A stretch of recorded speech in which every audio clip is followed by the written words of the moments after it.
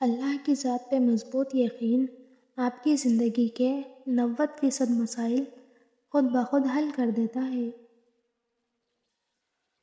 برا وقت گھوڑے پر بیٹھ کر آتا ہے لیکن جاتا چونٹی کی پیٹھ پر ہے، مگر جاتے جاتے بہت سے فضول اور مطلب پرست لوگوں کو بٹھا کر لے جاتا ہے۔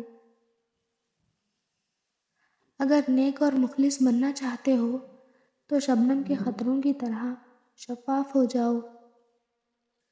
زندگی میں کبھی بھی اپنے ہنر پر غرور مت کرنا، کیونکہ پتھر جب بھی پانی میں گرتا ہے تو اپنے ہی وزن سے ڈوب جاتا ہے۔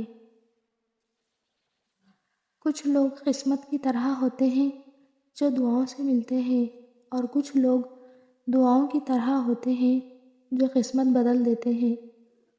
زندگی کی ٹھوکر بہت نرالی ہوتی ہے، جب بھی لگتی ہے کسی کی اصلیت دکھا جاتی ہے یا کچھ نہ کچھ سکھا جاتی ہے۔ اللہ کے لیے وقت نکالو، اللہ تمہاری زندگی سے برا وقت نکال دے گا۔ یہ کال کبھی بھی آ سکتی ہے، اور بڑی بات یہ ہے کہ یہ کال کبھی ریجیکٹ بھی نہیں ہو سکتی۔ دل پر لگے تو پیغام شیئر بھی کرے۔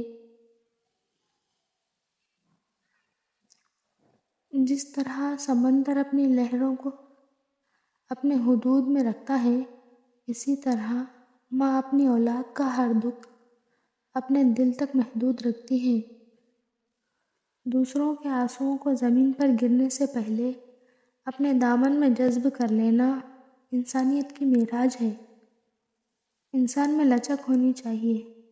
اگر آپ نے فائدہ مند اور قابل انسان بننا ہے تو پھر آپ زندگی میں جھک جائیں، دوسروں کی قدر کریں، عزت کے لیے محنت کریں، اچھے کام کریں اور ہمیشہ دوسروں کو عزت دیں۔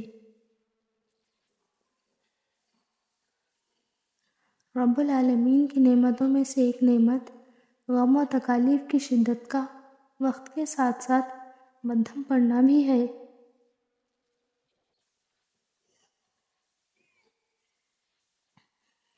خدا کی رحمت اور انعام کی بہترین شکل وہ اچھے لوگ ہیں جو آپ کے مشکل وقت میں آپ کو تھام لیتے ہیں۔ کائنات کی سب سے مہنگی چیز احساس ہے جو ہر کسی کے پاس نہیں ہوتا۔